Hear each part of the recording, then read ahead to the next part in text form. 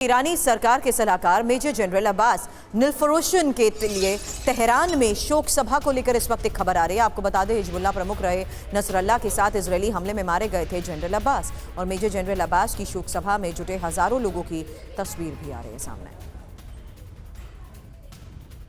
और major general Abbas की शोक सभा में जनरल इस्माइल कानी भी नजर आए। ईरानी ब्रिगेडियर जनरल कानी बीते कुछ दिनों से लापता बताए जा रहे थे और उन्हें लेकर तमाम खबरें सामने आ रही थीं, लेकिन जनरल कानी नजर आए। तेहरान के एयरपोर्ट पर भी नजर आए जनरल कानी। ये देखिए, ये उन्हीं की तस्वीर हम आपको इस वक्त दिखा रहे हैं।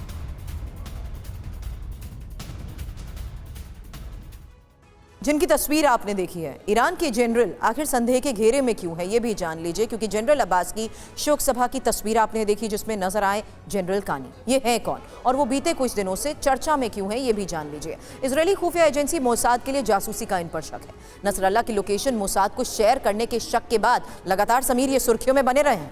जी हां, नसरल्लाह की हत्या से पहले उनसे मिलने जनरल कानी बेरूत गए थे। नसरल्लाह के मारे जाने के 14 दिनों बाद तेहरान लौटे थे। तेहरान में ईरानी एजेंसियों ने इन्हीं जनरल कानी से घंटों पूछताछ की थी। ईरानी सेना की कुड्स विंग का ये प्रमुख हिस्सा है। ईरान के कई बड़े ऑपरेशंस के रणनीतिकार के तौर पर भी इन्हें जाना जाता है, लेकिन अब वो सामने आए हैं। जनरल अब्बास के प्रेयर में वो देखे गए, और क्या इससे उन तमाम आशंकाओं पर विराम लग जाता है, उन तमाम सवालों पर विराम लग जाता है? मेजर जनरल संजय सॉय साहब, कैसे आप देखते हैं जनरल कानी की मौजूदगी? घंटों पूछताछ हुई और हिजबुल्लाह के चीफ नसरल्लाह के मारे जाने के बाद इनके बारे में क्या क्या नहीं कहा गया। कुछ लोगों ने कहा कि ये तो मोसाद के एजेंट हैं, लेकिन अब क्या एक तरह की क्लीन चिट मिल गई है ईरान से क्या? बिल्कुल समीर, ऐसा वाकई में हम लोग भी हैरान होते थे कि देखिए ईरान के अंदर कितना इन्फिल्ट्रेट कर गया मोसाद। लेकिन कई बार ये प्रोपेगेंडा भी होता है ताकि दुश्मन के अंदर उनके अंदर एक तरह से मतभेद पैदा किया जाए, शक पैदा किया जाए उनके सेनापतियों के खिलाफ, उनके लीडर्स के खिलाफ। तो ये भी एक चाल होती है, एक तरह से प्रोपेगेंडा डायरेक्टली और इनडायरेक्टली किया जाता है।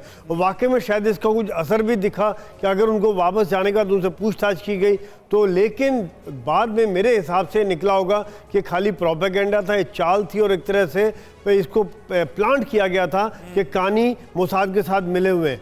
तो अभी वाकई ईरान अब पूरी तरह से तैयार है, और शायद अगर ये वापस आ गए, और कर्ड्स फोर्स के जो पहले कमांडर रहे हैं, और कर्ड्स जानी जाते हैं कि इस तरह के जो कोवर्ट ऑपरेशन है बाकी देशों में, सीरिया, इराक और लेबनान में करते रहे। बिल्कुल सही आपने संजय सॉय साहब का, और ऐसा हमने रूस यूक्रेन की जंग के दौरान तो न जाने कितनी बार देखा है बीते सालों में, जब खबरें प्लांट की गई हैं, प्रोपेगेंडा फैलाया गया है, और यह भी कहा जाता है कि वॉर के बीच एक अहम रणनीति का हिस्सा होता है, और यही ईरान के मद्देनजर भी नजर आया।